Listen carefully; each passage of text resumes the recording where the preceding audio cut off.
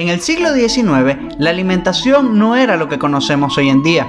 Si ya viste el primer capítulo en donde te cuento la historia de la Coca-Cola, sabrás que en estos años uno de los problemas principales que existían en la población era la comida y su forma de consumo.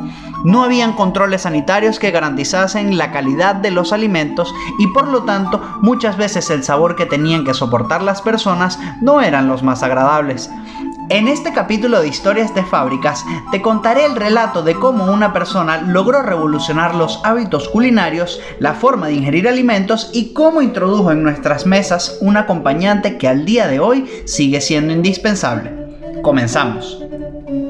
Estoy 100% seguro de que al protagonista de esta historia lo conoces más que por su nombre de pila, por su apellido, Henry John Heinz. Muchos historiadores cuentan que Heinz comenzó su vida de negocios desde muy temprana edad vendiendo verduras en la calle. Lo llamaban el niño prodigio del mundo de los vegetales. Su salsa ketchup tiene su base en recetas familiares que han sido celosamente guardadas en secreto hasta el día de hoy. Aunque si bien es cierto que la ketchup Heinz fue un invento de Heinz, la salsa catsup se remonta a tiempos del siglo XVIII en China, en donde se creó una salsa a base de diversos vegetales, especias y frutas que terminaban funcionando para mejorar los sabores del pescado. De hecho, la etimología de la palabra catsup, según la RAE, se entiende como salsa de escabeche. Ahora, volvamos a la historia. Primero que nada, debemos hacernos estas preguntas. ¿Quién fue Henry Heinz? ¿Y cómo su salsa se hizo tan famosa? Para muchas personas, Henry Heinz es una de las figuras más grandes de la cultura estadounidense y de la historia mundial. Heinz era hijo de inmigrantes alemanes que llegaron a los Estados Unidos a mediados del siglo XIX. Desde muy temprana edad, a los 15 años, se sintió atraído por el dinero y por los negocios. Comenzó vendiendo envases de rábano picante que su madre cultivaba en su huerto y lo vendía en las calles de su pueblo utilizando una carretilla de madera para transportar los frascos. El producto era un éxito entre los consumidores y pensó que podía buscar otras alternativas que de igual manera les pudiera sacar provecho económico. Trabajaba sin parar en su huerta, tanto que se puede observar en una de sus primeras fotos el daño que tenían sus nudillos. Su madre quiso introducirlo en la vida religiosa, ya que era muy creyente y además se había convertido al luteranismo y envió a Henry a un seminario luterano, el que eventualmente abandonaría para asistir a una de las primeras escuelas de negocios de Estados Unidos, la escuela Doves, en donde aprendería a llevar contabilidades y récords empresariales que más adelante le servirían para su desarrollo y crecimiento profesional. En el momento que Heinz termina de estudiar, pasa a trabajar con su padre en su negocio, una fábrica de ladrillos. Henry encontraba un aprendizaje en cada oportunidad nueva que se le presentaba. De hecho, muchas personas lo catalogaban como un detallista por consecuencia de lo aprendido en la fábrica de ladrillos y además como una persona sumamente organizada. Llegó al negocio para dominarlo y para el año 1864, a sus 20 años de edad, se encuentra liderando la fábrica él solo. Pero en la meta de Henry existían otras metas que cumplir más allá que el funcionamiento de la fábrica de ladrillos, de modo que empieza a buscar más ideas empresariales y su mayor interés son las recetas de su madre y comienza a experimentar con ellas hasta el punto de mejorarlas. En ese momento se despierta una idea de negocios en la mente de Henry que podría ser solo el principio de uno de los acontecimientos más importantes a nivel gastronómico de los últimos 150 años. En 1869 fundó Heinz Noble Company junto a su amigo Elsie Noble. Eran proveedores de vegetales de las tiendas y restaurantes de Pittsburgh y mayormente vendían productos en frascos como por ejemplo rábanos picantes, encurtidos en general y chucrut o sauerkraut, que es lo mismo que repollo o col blanca lactofermentado. Un dato curioso que hubiesen deseado saber los consumidores de la época es que Henry era sumamente astuto y audaz y se dio cuenta que muchos clientes eran extremadamente escépticos al momento de comprar alimentos en frascos o enlatados, porque después del consumo solían enfermarse, por lo que Henry decidía ponerle etiquetas de otras compañías a sus productos y esperaba que los consumidores no enfermaran. De ese modo se daría cuenta si su producto era apto para el consumo y posteriormente les colocaría las etiquetas de su compañía, una estrategia que no sería muy bien vista y podría ser hasta penalizada con cárcel al día de hoy. Mientras pasaba el tiempo, Henry y Noble crecían velozmente, por lo que tuvieron que ocupar la primera casa de Henry, que estaba vacía, ya que posteriormente sería utilizada como centro de operaciones de la compañía. Contrataron a 2 mujeres para que trabajaran manteniendo el cuidado de los productos alimenticios para la producción y se encargaron de mejorar los métodos que se utilizaban para conservar los alimentos en frascos y enlatados. Recordemos que Pittsburgh históricamente se ha caracterizado por ser una potencia industrial dentro de los Estados Unidos por su gran producción de metal, cosa que motivaba a que las jornadas de trabajo en esa época fuesen sumamente largas y no tenían tiempo para cocinar, de manera que los empleados consumían muchos alimentos enlatados durante la jornada para desempeñar efectivamente sus actividades laborales, y Henry decidió venderle los enlatados a gran parte de las empresas industriales, convirtiéndose de esa forma por primera vez en un comerciante rico y exitoso. Henry consiguió lograr una capacidad de crecimiento muy acelerado en su compañía, la cual estaba en constante expansión tanto en cuestiones de ventas como infraestructura y a nivel financiero. De hecho, aparte del flujo de efectivo que lograba obtener por las ventas que se realizaban, solicitó préstamos para comprar más verduras y procesarlas. Pero a raíz de la crisis bancaria de 1875 fue provocada la cancelación de todos sus préstamos. Pero ya era muy tarde. Había pedido demasiada mercancía y ahora todos sus acreedores, o sea, los agricultores, van a por Henry para cobrar su dinero. El problema para Henry es que ahora el banco no estaba colaborando y en consecuencia no puedes pagar las facturas. La bancarrota abraza a Henry. Un día antes del día de Navidad lo debe pasar en la cárcel como consecuencia de no pagar a sus acreedores y se ve en la situación más negra que jamás hubiese pensado el gran comerciante, sufriendo de la manera más grave un dolor sentimental en la Nochebuena al no poder darle regalos a sus hijos. Todo estaba acabado. Durante varios meses sufrió una depresión aguda, tanto así que solo estaba en cama. Pero en el auxilio de Henry aparece su madre. Le tiende su mano entregándole sus últimos ahorros con el fin de fundar una nueva empresa, de nuevo una empresa alimenticia.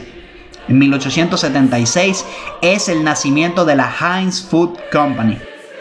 A partir de ese momento, Henry se asociaría con su madre, su hermano y uno de sus primos. Técnicamente ocupaba el mismo cargo de director que ocupaba anteriormente en la antigua empresa, aunque su madre era la que poseía la mayoría de las acciones, por lo que legalmente Henry no podía dirigirla. Por lo tanto, la compañía funcionaba como una familia. Algunos historiadores de la familia Heinz cuentan que muchas de las reuniones se llevaban a cabo en la cocina de su casa. A diferencia de su anterior empresa, esta crecía a un ritmo mucho más lento, pero con el pasar del tiempo se terminaría dando cuenta que sería mucho más sólida que la primera vez.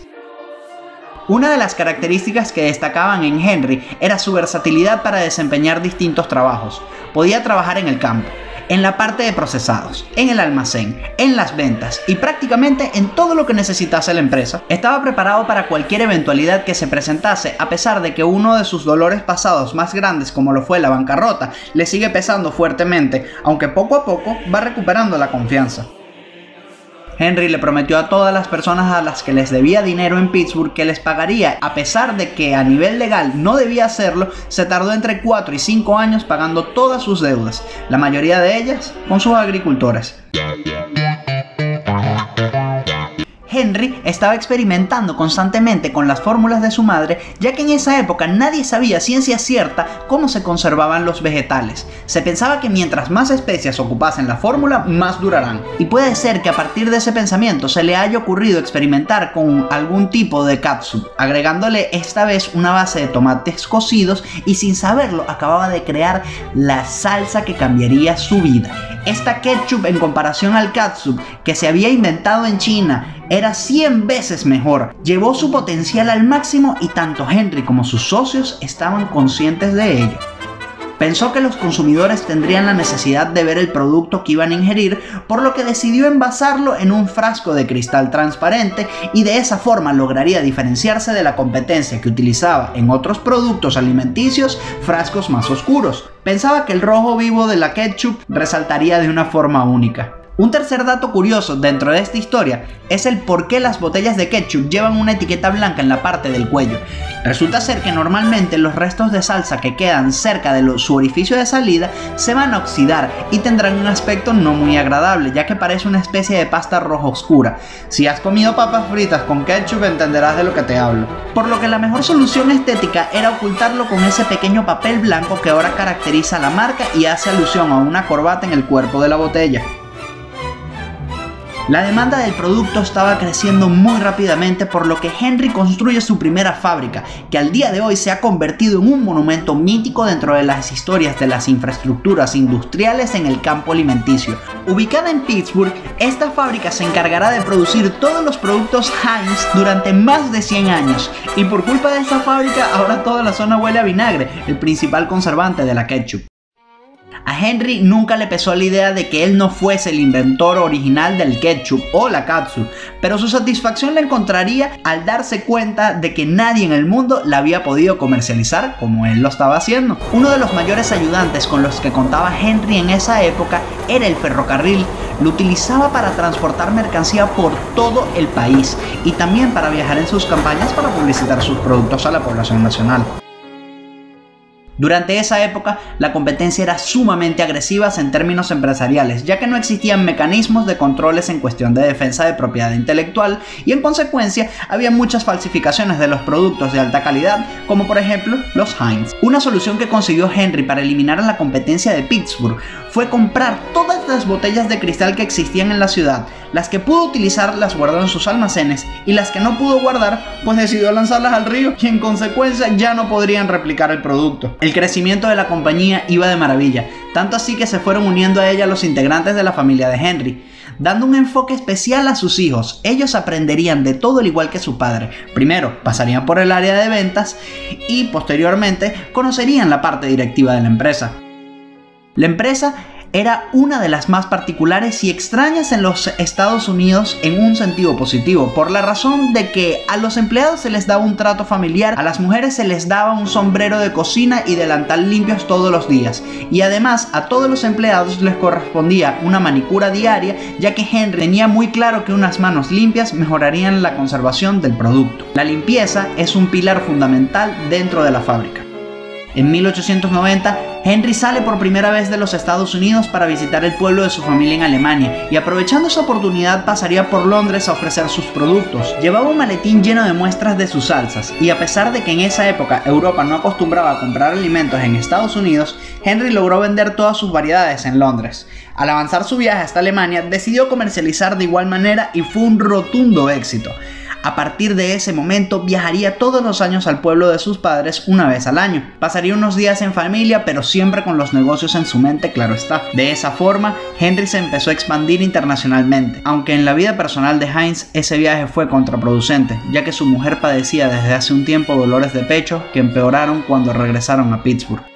Comienzan semanas de agonía y su esposa, Sarah Young, sufre y su muerte se acerca cada vez más. Sin ningún tipo de esperanza de recuperación, llegó el día de la muerte de Sarah y en una carta que escribió Henry plasmó una frase que decía: Dios ha hablado y nosotros callaremos. Henry nunca volvió a casarse y continuó con su vida de negocios. Un día en uno de sus viajes a Nueva York vio una publicidad de zapatos en un cartel.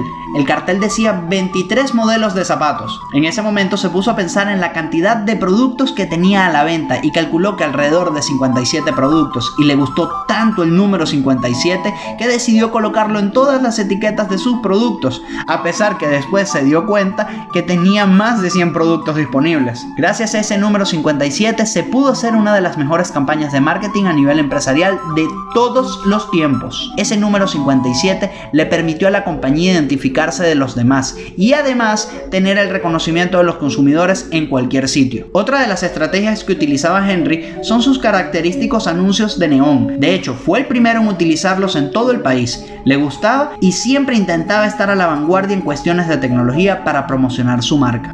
Para 1905 se estaba fraguando entre muchos empresarios de todos los Estados Unidos una ley de control de alimentos. Una de las motivaciones principales para la creación de la ley era que en la gran mayoría de las empresas de producción de alimentos no existían las condiciones sanitarias adecuadas para exponer los productos al mercado, lo cual tenía como consecuencia frecuente muchas enfermedades en los consumidores y muchos casos documentados, la muerte. Por lo tanto, en 1906 se aprueba la Ley de Control de Alimentos y Henry Heinz fue una de las piezas fundamentales dentro de esa batalla, ya que también, aparte de jugar su papel de empresario, tomó su ficha política. Las consecuencias de esa ley fueron maravillosas desde el punto de vista de los consumidores, aunque a muchos empresarios no les gustaba que desde el Estado fuesen controlados, razón por la cual se comienza una suerte de guerra personal hacia la marca Heinz, ya que la compañía de Henry Heinz cumplía con todas las regulaciones que proponía la nueva ley y ellos no, por lo que la compañía Heinz tomó una ventaja abismal en sentido de producción y confianza al consumidor, cosa que posicionaría a la empresa desde esa época como un líder y el número 1 en producción de alimentos de todo Estados Unidos. 1919. El fundador de la empresa alimenticia, Henry John Heinz, muere a los 77 años. La empresa quedará a cargo de sus familiares y posteriormente, con el pasar del tiempo, se irán haciendo transacciones millonarias por las participaciones de la compañía. Al día de hoy, 2021, la empresa Heinz cuenta con más de 35.000 empleados alrededor del mundo. Al año se estima que factura alrededor de los $10.000 millones en ventas y ha conseguido introducirse en la vida de la gran mayoría de las personas al momento de las comidas, además de ser grandes colaboradores en obras sociales a nivel mundial. Así fue la historia de cómo una salsa cambió nuestra forma de vida. Comparte esta historia, no olvides suscribirte, dejarme un like y hasta el próximo capítulo.